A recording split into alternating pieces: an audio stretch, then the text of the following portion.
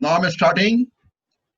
As all of you know, that the primary source of microorganisms are soil and water, plant and water products, food utensils, gut of animal and humans, food handlers, animal hides, air and dust, and animal feeds. You have already idea about these sources of contamination in any kind of food item.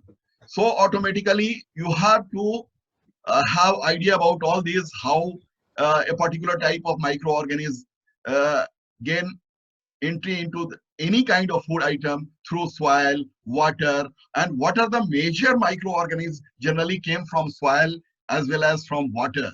At the same time, what are the uh, plant or plant material generally contaminate our product.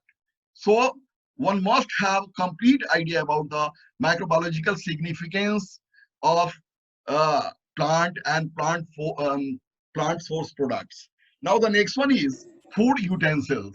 Whatever utensils you are using during manufacturing process or during collection, transportation, storage, that will add some number of contaminating microorganisms in your system. And the next one is gut of animal and humans. You know, a large number of microorganisms are present in the gut of animal as well as human system.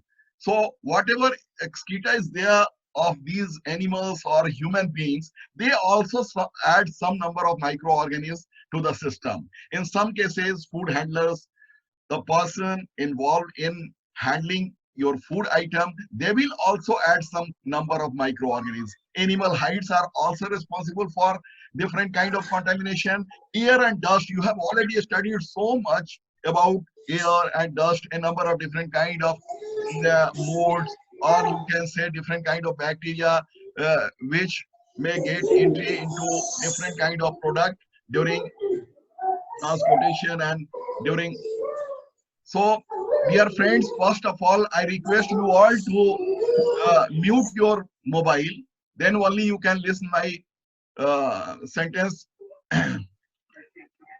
And the last one is Good morning, animal sir. feed. Animal feed. It is also very important. Whatever animal feed you are giving to your animal, and if it is already contaminated and some kind of toxic substance is already liberated in the system, that will ultimately create problem to your final product. So now it is very important to know the roles of microorganisms found in food. What are the different uh, roles? First of all, spoilages. You have already studied about spoilages, what is spoilages and how it creates a problem in your final product. Thereafter, in some cases, it is also responsible for desirable sort of fermentation and in some cases undesirable fermentation. So automatically, it is also creating some kind of desirable effect, and ultimately we get a product having desired characteristic. And uh, you have already studying about different kind of starter bacteria. So, and the next one is food production. A number of different kind of food items are there where people are using different kind of selected microorganisms for achieving certain characteristic or desired changes in your final product. Now the next one is microorganisms are used in brewing, wine making, baking, pickling, and other food making processes. So it is very important to have complete idea about the nature, characteristic, and biochemical, cultural, and morphological characteristic of different microorganisms. They are also used in control of fermentation process in the production of cultured dairy products such as yogurt and cheeses. You know, in case of yogurt, we are using Lactobacillus bulgaricus as well as Streptococcus thermophilus. And in cheese, we are first of all, we are raising our acid level of our whole lot before adding or before going for reneting process. The culture also provide flavor and aroma and inhibit undesirable microorganisms. You have idea about all these things whenever you are using different kind of microbes. What they are doing, they are simply producing certain amount of acid and some amount of flavoring compound like acetaldehyde, diacetyl, or acetoin, and ultimately it is very much essential for giving aroma to our product. And in some cases, it also inhibit undesirable organisms present in the system. Whatever condition we are creating, it is creating an environment which is unsuitable for the growth of different kind of undesirable microorganisms. In the last class, we have already studied about the spoilages. What is a spoilages? I have already explained you that a spoilages is the process in which food deteriorates to the point in which it is not edible to human, and it is, and its quality of edibility becomes reduced. So what is happening? Some certain type of changes you will observe, and during the spoilages process, and some kind of abnormal compound formed by those changes, biochemical changes, and which give abnormal flavor, taste, color to your final product. Now, the next one is any change which renders a product unacceptable for human consumption.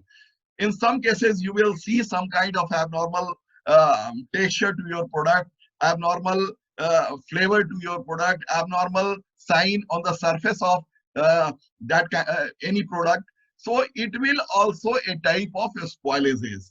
Now the next one is spoilage is a complex event in which combination of microbial and biochemical activities may create abnormal end product. So what is happening in that? Some kind of, because of the biochemical action of these microorganisms, what is happening? Some kind of abnormal end product, some metabolites which are not good for your final product, and it may produce during the whole process, and because of that your food item will be spoiled. One of the major reasons that led to preservation, uh, depending upon the type of spoilages generally found in a particular product, we have to choose a particular type of preservation system. So automatically we have to keep in our mind that what are the possibilities during transportation, what are the possibilities of different kind of contaminating microorganisms in raw milk reaching to our plant or reaching to our chilling center. So accordingly we have to choose a particular type of preservation system.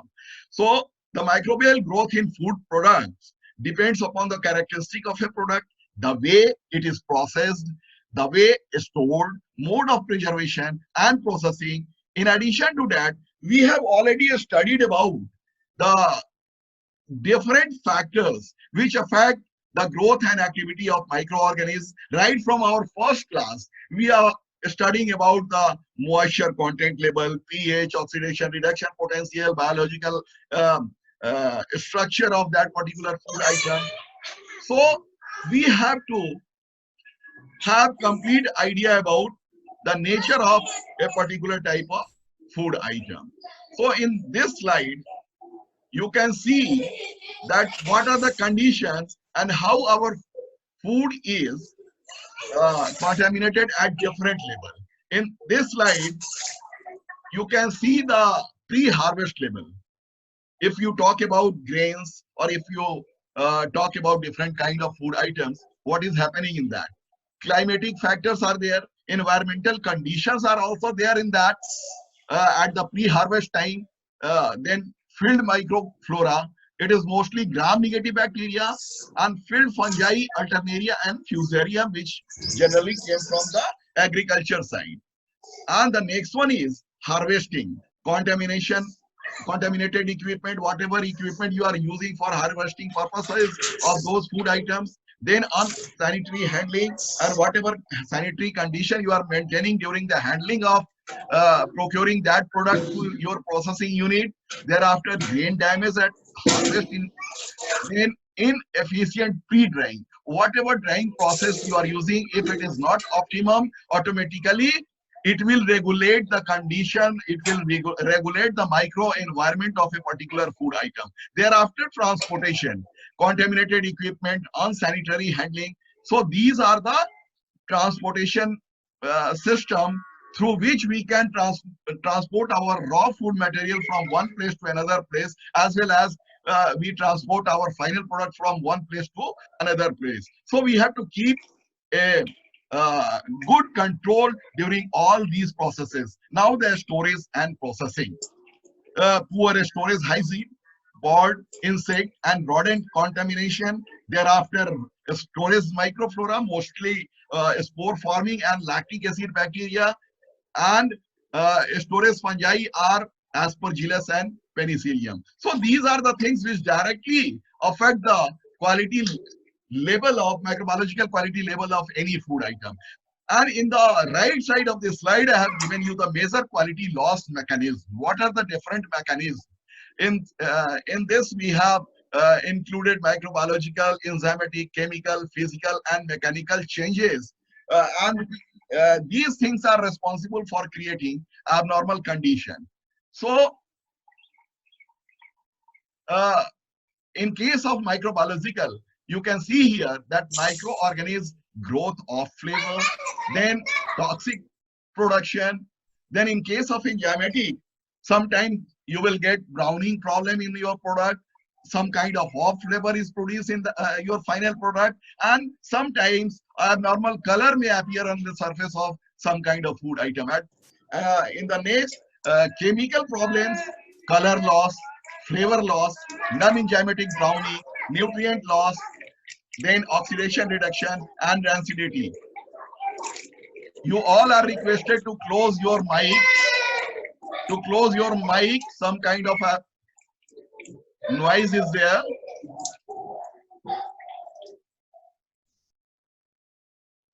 All students are requested to close, mute their system because Yes, sir. Yes, sir. so the next one is physical problem. So what are the physical problem generally observed in a food item? It is mainly because of collapse of that particular structure, then control release of internal material, crystallization whenever you are keeping it at very low temperature, then there may be chances of this kind of problem. Then recrystallization, phase changes, flavor encapsulation, shrinkage, transport of component. And the last one is mechanical problems. It is brushing due to vibration, cracking, damaging due to the pressure. So these are the things which we have to consider whenever we are talking about the microbiological aspect of food grains as well as bakery item. So if we control all these things, automatically we can get a good type of product.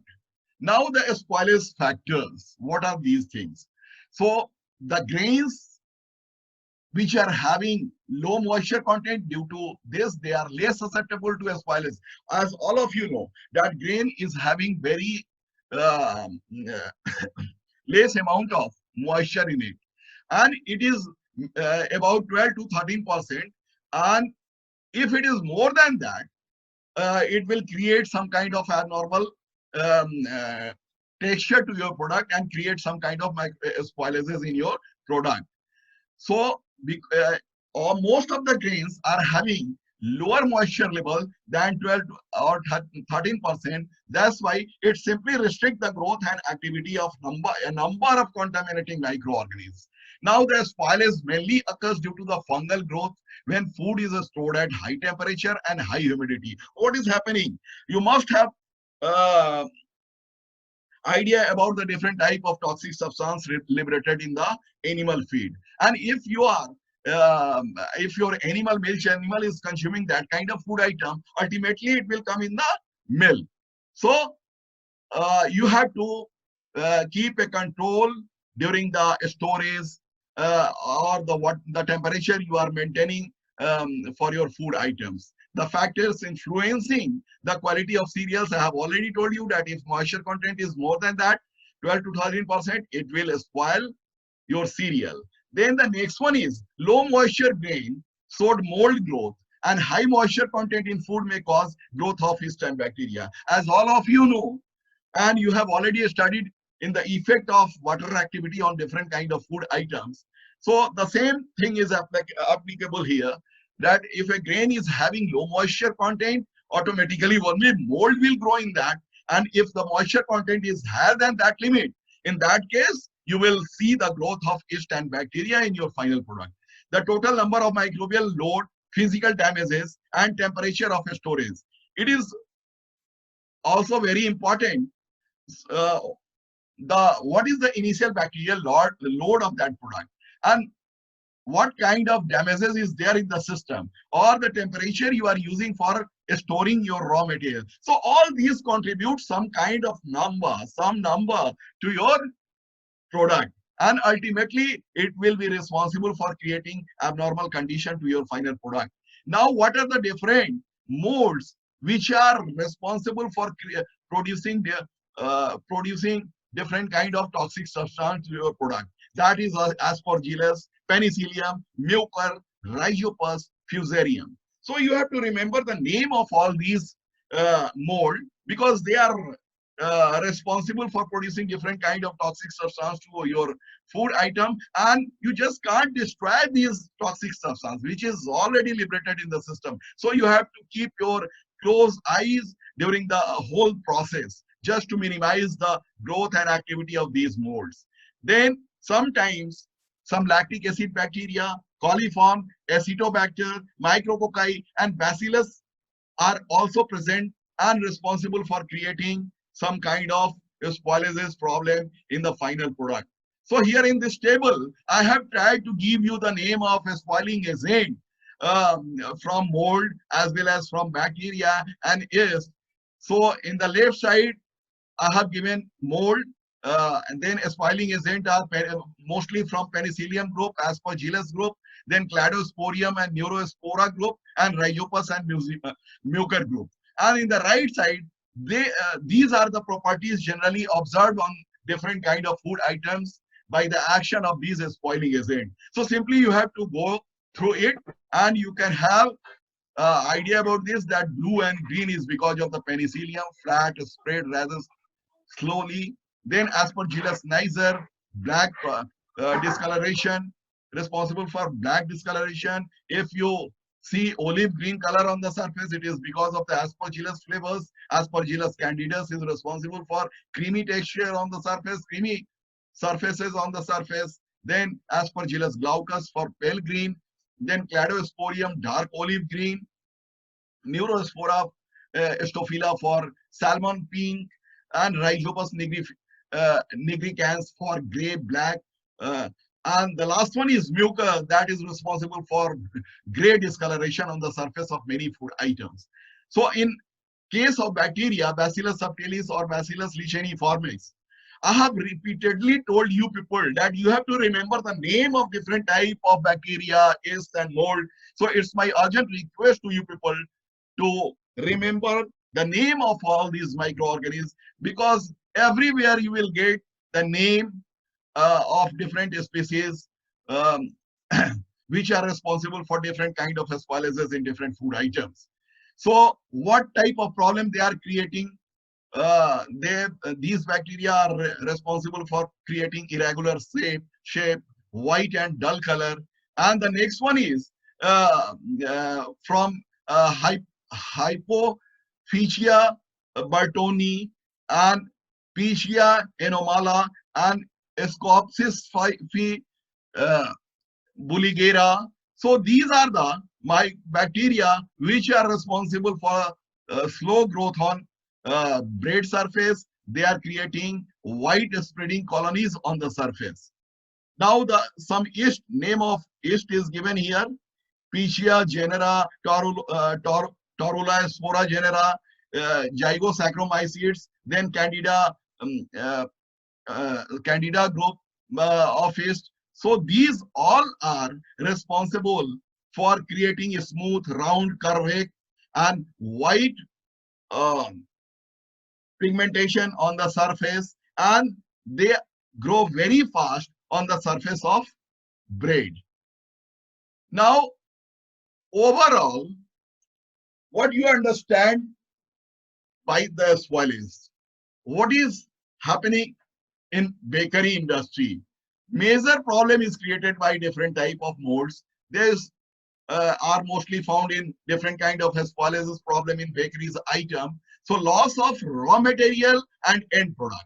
Measure favor the presence of water bakery product with a water activity level such as bread, cakes, and cream. So whatever moisture percentage level of these items are there, they are highly favorable for the growth and action of different kind of bread, cakes, and creams. A spoilage type for typical bakery product is produced by Rhizopus stolonifera. So you have to remember again the name of this Rhizopus stolonifera. Then Rhizopus nigrifaciens is probably the most well-known mold causing a spoilage type in bread called bread mold. You must have heard this word, bread mold, and it is mainly because of the action and growth of Rhizopus nigrifaciens. It grows at a water activity of 0.91 or higher and can be recognized by its black sporangium, where spores are formed.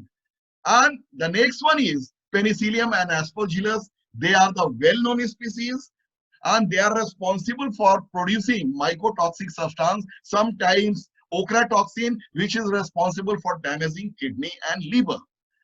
And they also frequently used in development of medicines or food additives. And Penicillium psycholium is the most common type of Penicillium species found in bakery product and can produce penicillin acid above a water activity of 0.87, while the mold can already grow at a water activity of 0.80 or higher. So here you can see that when water activity is higher, automatically, and if your product is already contaminated with this kind of mold like Penicillium species, they will produce some certain type of abnormal chemical compounds which are responsible for creating severe damage to human part and human system. So in the next slide, I have tried to give you the water activity level and the spoilage style. Here you can see in the left side, I have given you the different water activity level and the name of products is given and the spoilage type generally found in those food items or those bakery items I have listed here in this slide. So just by going this, you can have idea about that how we are restricting the water environment or what of any food item and how the nature and type of microorganisms responsible for creating a spoilage problem changes. Now the next, in this slide, I have given you some important spoilage defect of bread, and because of the growth of uh, overgrowth of different molds or microorganisms or yeast, these kind of problems generally observed on bakery items. So what is happening in green in these kind of product? Green spore mold is generally found, and the responsible, or you can say the causative causative group is Penicillium expansum. Then the bread mold, I have already told you that Rhizopus stolonifer is the main uh, group responsible for creating this problem. White colony mycelium and black spots, red bread mold. It is because of the Neurospora cytophila and ropiness of homemade bread, Bacillus subtilis, or Bacillus mesentericus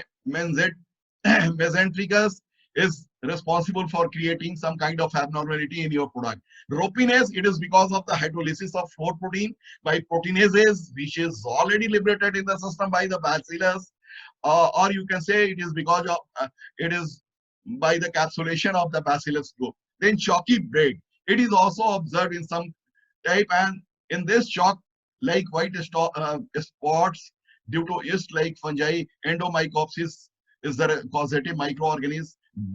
Red bread, in this case also Serratia marcescens, you have studied so many times about this group Serratia marcescens, which is responsible for creating or producing red kind of pigment on different kind of food surfaces. So the spoilages of bacteria also have a potential to contaminate baked product, especially the Bacillus cereus, which are heat resistant and will not be killed by baking process generally used in our industry. Several Bacillus group species can contribute in the processes that makes bread ropey like Bacillus cereus. Then what is happening when you are providing warm humid condition? It is perfect for the spore to germinate and grow, forming a characteristic stringy brown mass with the odor of fruit. So these kind of problems are generally observed on the surfaces of different kind of bakery product when you are not storing these products at optimum storage temperature, or some kind of humid environment is there in the system. In some cases, food poisoning problem, which is caused by the Staphylococcus aureus, and they are responsible for creating some kind of enterotoxins liberation during whenever they are getting conducive environment for their growth and activity. Other bakery ingredients such as eggs, chocolates, desiccated coconut, and coconut powder were also responsible for supplying salmonella group into the food items.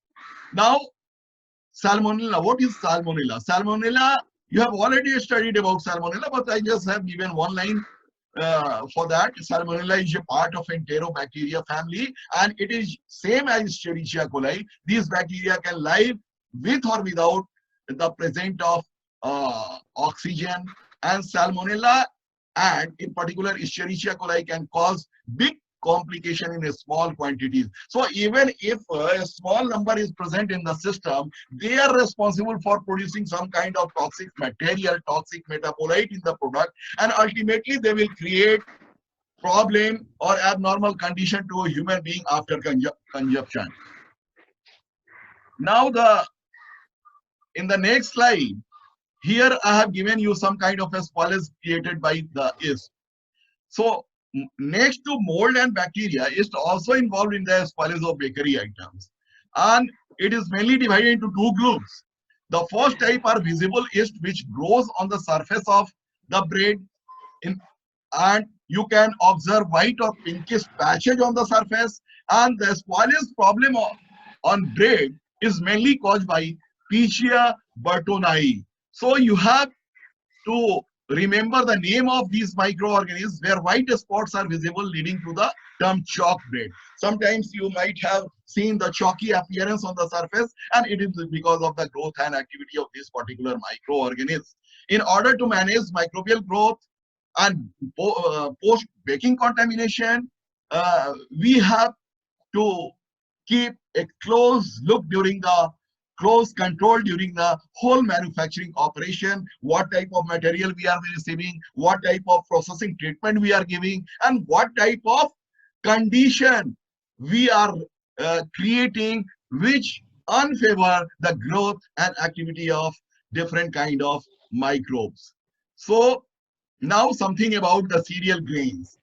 Now generally the storage loss is created because of the fungi, insects, rodents, mites. So these are the things responsible for creating spoilages in cereal grains. And these are the major causes. Now, fungi impair feed quality in at least two ways.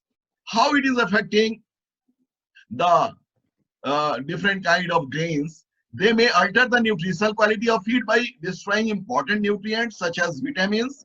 So what is happening? Whenever these kind of problems created in any sort of grains or any grain, it will start utilizing the nutritive item present in that particular food item, and thus created abnormal taste, flavor, and texture to your final product. They may also produce mycotoxins. They are harmful to animals.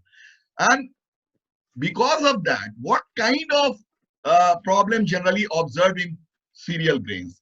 Decrease in germination, heating, and some kind of mustiness is observed, possible production of toxins, then discoloration of acids, biochemical changes, and loss of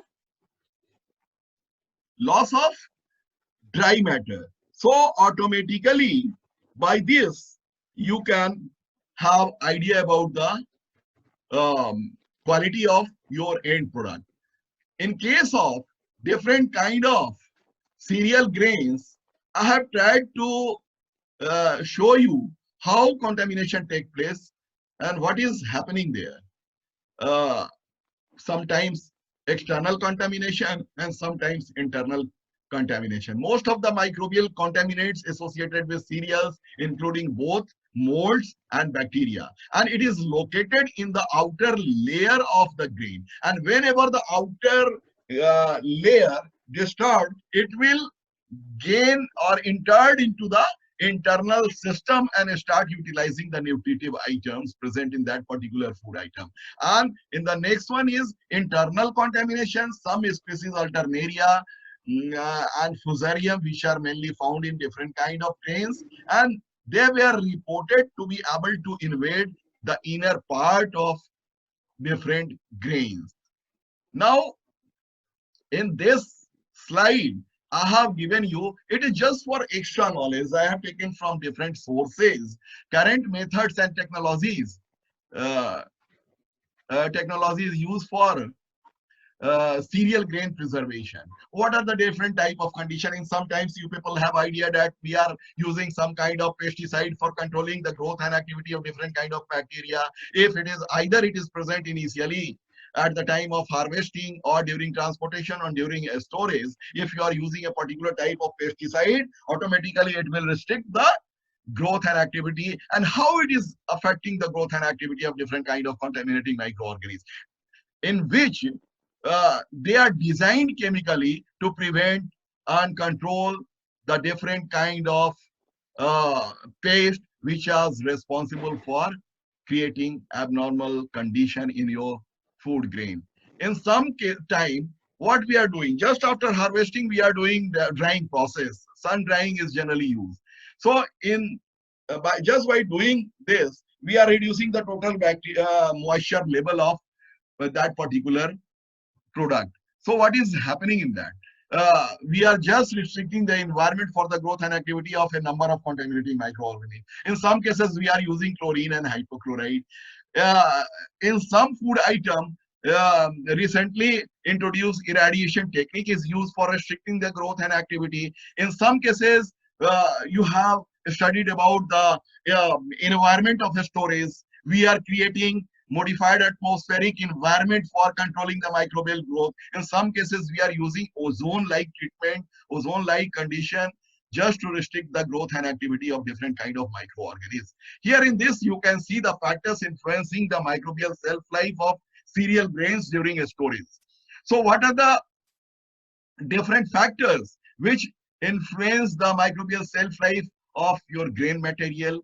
What type of different microbes present in the system? So there is microbial competition in the system, and ultimately the dominating type which can survive in the storage condition you have given to that particular food grain, it will grow and create problem. Then microbial variety, microbial load carried into storage time, how much time you are storing your grain, then temperature of storage, what temperature you are maintaining at your warehouse or grain house, that will also affect the type, that will decide and that will dictate that what kind of microorganisms will present in the system and create abnormality to your grain. Then water availability, grain variety, and gas composition you are using for storing purposes, they are responsible for creating and they are dictating that the condition of microbes. You have already studied so many times that Aspergillus flavus and uh, uh, Aspergillus group for creating different kind of aflatoxin. What is happening in that? Sometimes aflatoxin B1 and B2 will be produced by this particular microorganism, and it is happening in a temperature range of 7.5 to 40 degrees centigrade, and what is happening? Um, these aflatoxin are carcinogenic, and especially it is responsible for creating liver problem, and sometimes it is also creating abnormal bowel syndrome or problem in gastrointestinal tract. The exposure risk to human is directly through cereal grains or indirectly through foods or animal origin. So you people have already studied it, how it is transferred to different food item, how it is it get into different kind of raw material, and after processing it will remain in the product, and ultimately it will be consumed by human being if it is as it is not destroyed by the normal time temperature combination or processing temperature which we are giving for giving different kind of processing treatment during the manufacturing process. Now the tolerable limit is tolerable daily intake limit is